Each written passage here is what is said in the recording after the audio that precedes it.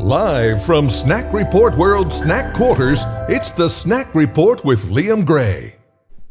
And we're back. Welcome back to an all-new Snack and Shack edition of Snack Report. My name is Liam Gray. It's been a while since we've been here discussing our various snack cakes and delicious, tasty things. In that time, my beard's gotten bigger, I've gotten fatter, and the snack cakes have stayed delicious. So we get that going for us. We're trying a new segment here this evening. It's Snack Report Snack and Shack edition.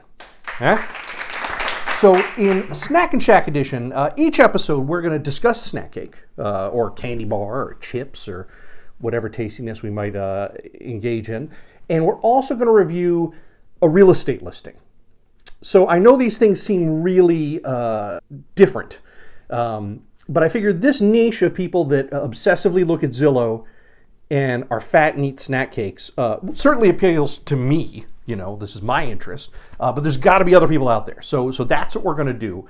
We're going to try our best to correlate the cake with the house, but that does not always, it's not always going to work. But for tonight's premiere episode, I think we've got a winning combination. So we'll start off with our snack. Tonight we're going to be discussing Vanilla Zingers. Now, this package of Zingers, produced by the Hostess Corporation.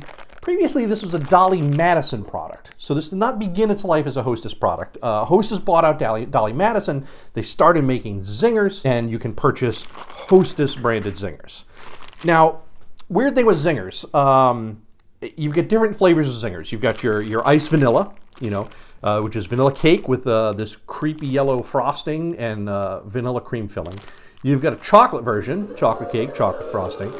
Then you've got a raspberry version, which just fucks the whole thing up. It's got like raspberry on the outside and coconut on it. They're tasty, but it's like a whole different thing entirely. I don't know where that comes from.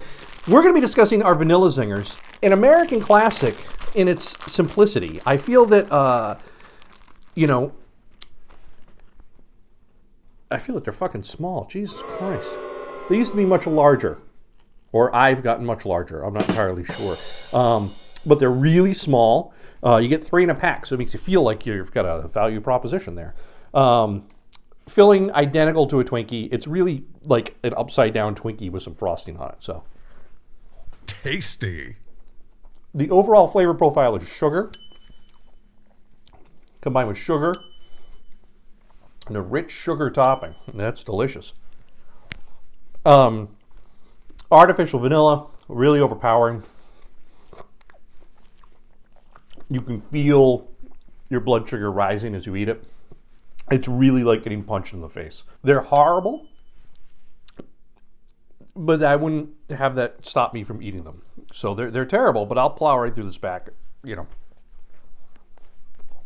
I know where my bread is buttered. Now, just like a Vanilla Zinger, some sweetness, some simplicity. It's something that in today's crazy world, we crave. We want things that are just nice. And that is what we're going to find in tonight's first house. So tonight we are discussing 50 Massena Street in Providence, Rhode Island. It's a little hometown listing. Not every listing is going to be local, but I thought we'd start off with something nearby, something that I enjoy. A value at $188,000. I really don't know why this house is so cheap. Real estate here has just gone crazy, and prices are getting really wacky, and it's kind of nuts. This particular house is small, so the houses that are getting really crazy are houses that have a little bit more square footage, like say at least 2,000 square feet. These smaller houses I've noticed seem to still be staying quasi-reasonable.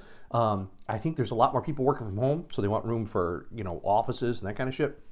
This doesn't have any of that. This is a simple little house.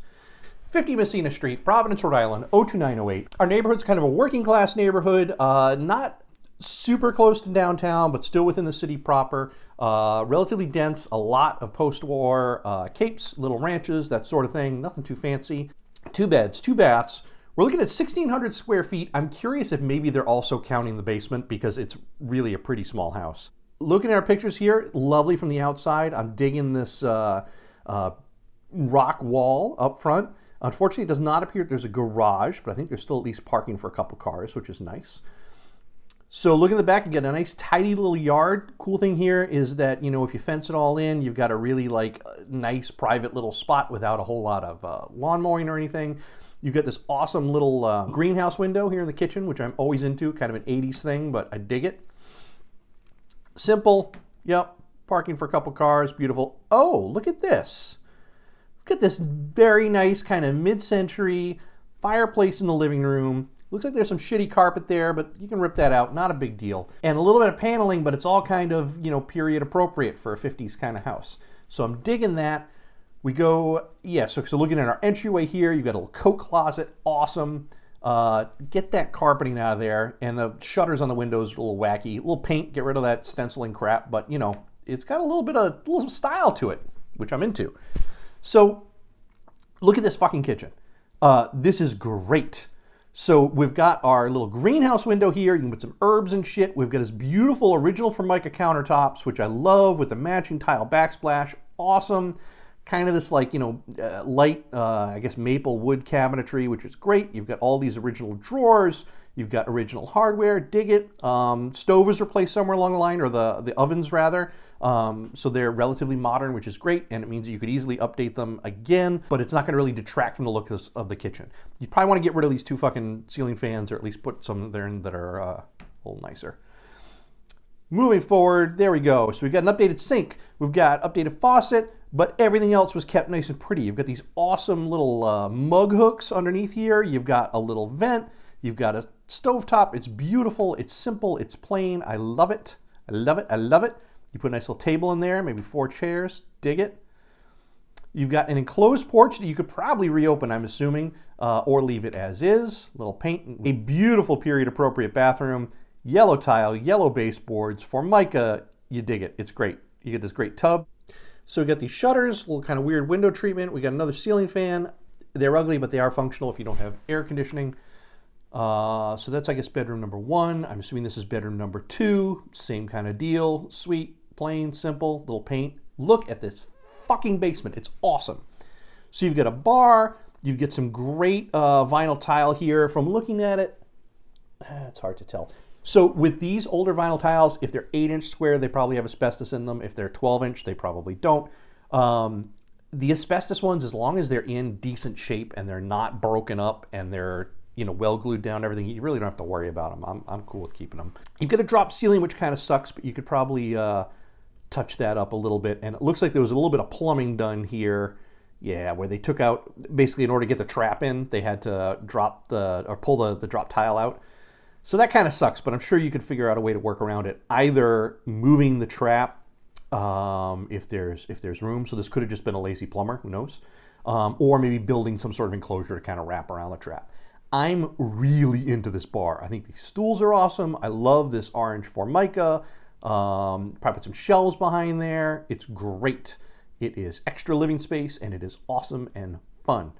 Moving forwards, a little bathroom downstairs. It's wood. It's paneling. Burnham boiler. So if I had to guess, I'd say the boiler's probably 20, 25 years old.